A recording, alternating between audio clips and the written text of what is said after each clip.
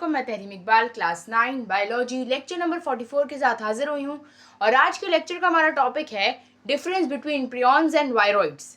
अब हमें ये पढ़ना है कि बेसिकली प्रियॉन्स और वायरॉइड्स क्या होते हैं। जैसे हमने लास्ट लेक्चर में वायरसेस को पढ़ा, तो ये भी इन्फेक्शियस पार्टिकल है पर वायरसेस की तरह नहीं है, वायरसेस से कुछ मुख्तलिफ है ये। तो हम बेसिकली पढ़ते हैं कि इन दोनों में आपस में डिफरेंस क्या है और प्रियॉन्स क्या है और वायरॉइड्स क्या है। सबसे पहले अगर हम डेफिनेशन पर आए दोनों की, तो प्रियॉन्स क्या होते हैं? प्रियॉन्स होते हैं इन्फेक्शियस प्रोटीन पार्टिकल। मतलब एक नॉर्मल प्रोटीन है, जब वो एबनॉर्मली फोल्ड हो जाती है, मतलब वो एक नॉर्मल प्रोटीन है, अब उसमें फोल्ड्स आने शुरू हो गए, मतलब वो एक अलग तरह से मुड़ने लग गई प्रोटीन, तो फोल्ड होके एक इन्फेक्शियस प्रोटीन पार्टिकल बना लेती है, जो प्रियॉन्स कहलाते हैं, जो बॉडी में डिजीजेस कॉज करती है।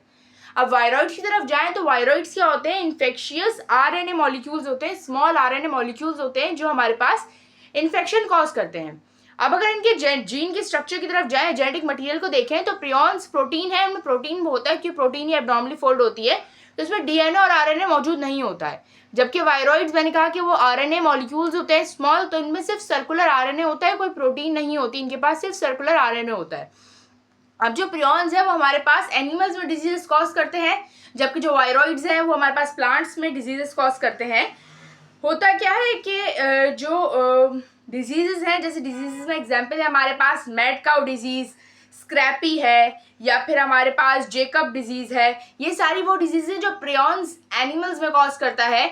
और जो वायरॉइड्स के एग्जांपल में हमारे पास आता है पोटैटो स्पिंडल ट्यूबर डिजीज़ है, या फिर सिट्रस एक्सोकॉर्टिस डिजीज़ है। अब अगर मैं थोड़ा सा मैड काउ डिजीज़ के बारे में आप लोग को एलैबोरेट करूं, तो मैड काउ डिजीज़ क्या होती है कि ये ब्रेन में जो एनिमल्स हैं या काउज है, जो बेसिकली काउ है, तो उनकी जो कैटल्स है जितनी भी, उनके ब्रेन में ये प्रोटीन्स एबनॉर्मली फोल्ड हो जाती हैं, और इनकी फोल्ड होने की वजह से हार्मफुल प्रोटीन की शक्ल इख्तियार कर लेती हैं। और उसके बाद होता है क्या है कि ब्रेन के टिश्यूज़ को आहिस्ता आहिस्ता डैमेज करना शुरू कर देती हैं, जिसकी वजह से ब्रेन में ना टाइनी होल्स हो जाते हैं, और वो एक स्पंज की तरह दिखते हैं। स्पंज में होल्स नहीं होते छोटे छोटे, उस तरह होल्स हो जाते हैं ब्रेन में। अब इसकी वजह से होता क्या है कि जो काव है वो जब चलती है तो उसका कंट्रोल ख़राब हो जाता है, मतलब वो सीधा नहीं चल सकती। जैसे नॉर्मली वो चलती है तो उसका ब्रेन में होल्स होने की वजह से या प्रियॉन्स की वजह से वो स्टेडीनेस ख़त्म हो जाती है उसके अंदर, और वो एबनॉर्मली चलने लगती है, मतलब उसका थोड़ा अनकॉन्शियसली चलती है वो। उसके बाद उसमें बिहेवियरल चेंजेस आते हैं। बिहेवियर चेंज होता है उसका मतलब एग्रेशन, गुस्सा बहुत ज़्यादा आता है, या फिर कन्फ्यूजन, उसको समझ नहीं आता कि हो क्या रहा है। उसके बाद ये होता है कि वो खड़ी नहीं हो सकती ज़्यादा देर तक, क्योंकि उसका कंट्रोल या बैलेंस ख़राब हो चुका होता है, और इवेंचुअली क्या होता है कि डेथ हो जाती है। तो हमारे पास मैड काउ डिजीज़ में प्रियॉन्स इस तरह काम करता है, और इस तरह एनिमल आखिर इवेंचुअली जो कैटल्स हैं उनकी डेथ हो जाती है।